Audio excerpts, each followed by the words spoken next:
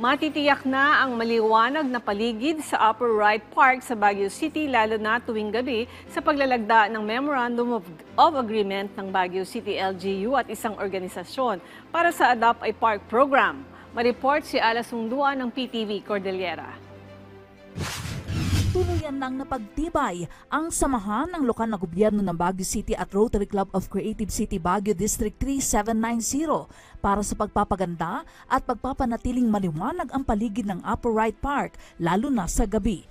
Kasunod ito ng paglalagda nila City Mayor Benjamin Magalong, Environment and Parks Management Officer Attorney Renan Diwas at ang nasabing club sa pamumuno ng presidente na si Audrey Sungduan para sa Adopt a Park program sa nasabing lugar.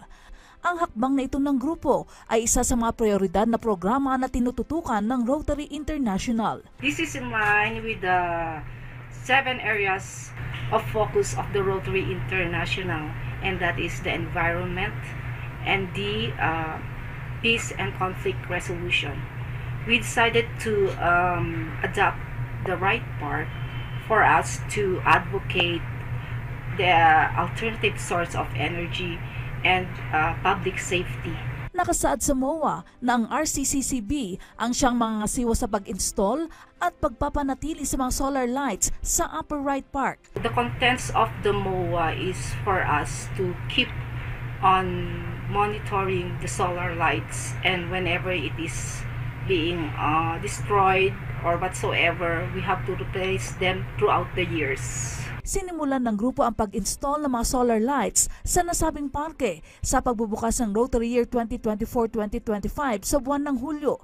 Katuwang ang Rotary Club of Cona Sunrise District 5000, nagpatayo rin ang grupo ng mga peace poles with solar lights sa nasabi ring parke. Isa itong pagtaguyod para sa kapayapaan sa buong mundo. Ala Sungduan para sa Pambansang TV sa Bagong Pilipinas.